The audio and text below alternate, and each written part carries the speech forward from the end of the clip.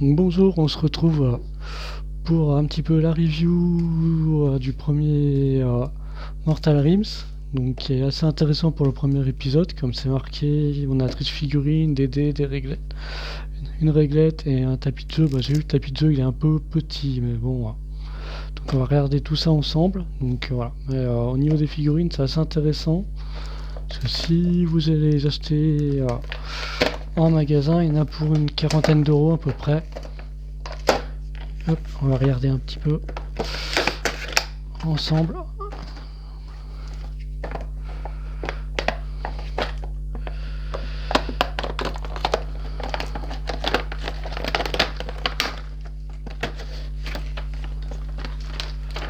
Au niveau des figurines. Donc après, c'est les Senraps, c'est l'unité de la ligne des Night Out. Donc voilà. Il y a une dizaine à faire avec, il me semble, deux options. On a celle-là ou celle-là à choisir. Donc on a les Stormcast avec les socles pré-texturés déjà, donc il y a juste à repeindre par-dessus. Donc par contre c'est de l'hésitubule, donc il n'y a pas beaucoup de personnalisation, c'est juste des choix dans les options. Donc on a là-bas, comme je vous montre, 6 dés et les socles pour les Senraps.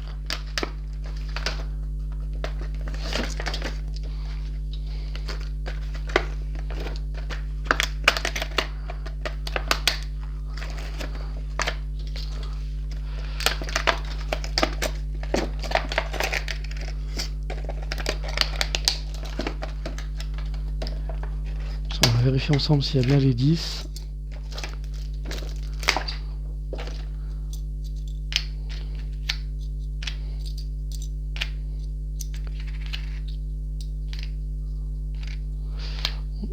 Les 10 y sont. Maintenant, on va regarder ensemble un petit peu le contenu du fascicule et du prospectus.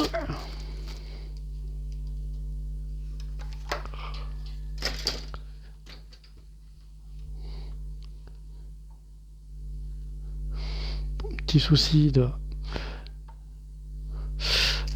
support lumière, désolé.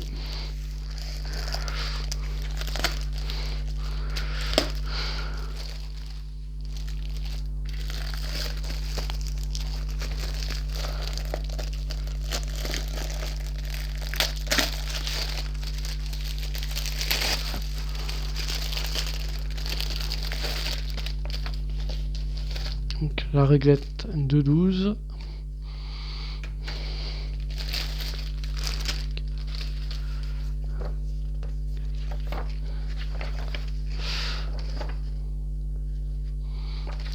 Un petit dépliant sur les deux factions, les ordres. Le tapis de jeu est un petit peu petit.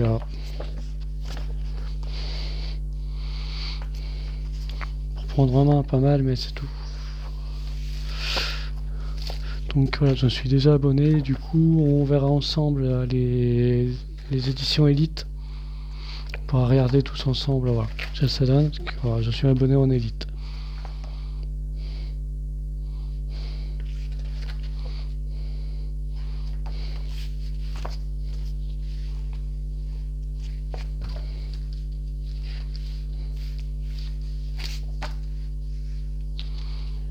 Donc je possède gratuit.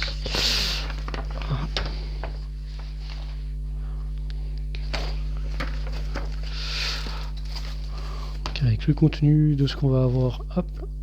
Donc moi je vais regarder un petit peu, il va nous manquer en fin de compte. C'est les Stormcast, les Stardrake qui vont manquer. Donc mais bon, c'est des unités assez imposantes. Donc c'est les Nighthawk qui vont nous manquer, il me semble, Black Coast. Voilà, qu'on n'aura pas dans. Voilà, qui manquera à rajouter par la suite. Autrement, j'ai regardé à peu près, je crois qu'on a quasiment toutes les unités des Battletomes. À part les nouvelles qui sortent récemment, j'ai vu qu'ils en sortaient à nouveau pour les Nighthawk. Pour les Stormcast, il n'y en a pas. Les éternels de l'orage, comme ils les appellent. Mais bon, pour les Naito, ils appellent les Hantes Nuit, ça fait un petit peu sourire. Donc, pour des figurines voilà, qui sont censées un petit peu faire peur, Hantes Nuit, c'est pas. Voilà. Éternel de l'orage ou Stormcast, bon, ça va encore à peu près. Parce qu'ils ont retraduit beaucoup de. Voilà, Hantes Nuit, comme je vous disais, c'est. Voilà. Ça fait un petit peu sourire. Les scènes rapports, si je les appelle les Raclesen, ces figurines-là. C'est vrai que la traduction est juste, mais bon. Je pense qu'ils auraient pu s'amuser à trouver des traductions un petit peu plus drôles.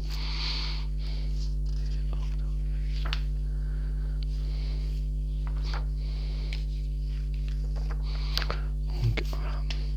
Un petit peu de fluff, comme on a pu regarder. Bon.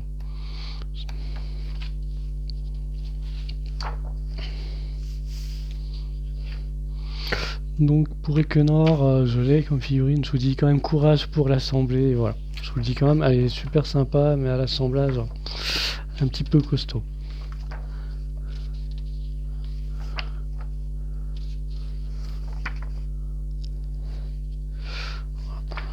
Bon bah pour la peinture, bon, il n'y a rien, c'est juste une introduction. Mais bon, vous avez l'application Citadel Peinture qui est non, Citadel Color qui est pas mal. Voilà, si vous voulez déjà peindre vos figurines, si vous avez déjà des peintures, voilà. Ou vous avez déjà les schémas de peinture assez poussés. Puis là, bon, on vous apprend comment jouer vos premières figurines. Et hop, publicité pour les prochains numéros à venir. Donc bon, moi ça tombe bien, les Banshee, il me semble. Donc j'en ai pas, donc ça sera toujours ça de prix. Et de Griffhound non plus, donc ce sera pas toujours ça de prix aussi. Donc oui, à préciser, sur le premier, il n'y a pas de pot de peinture, contrairement à l'édition Conquest où il y avait déjà, il me semble, un pot de peinture. Donc voilà, ce sera tout pour ce soir. Donc merci d'avoir suivi, puis bonne soirée.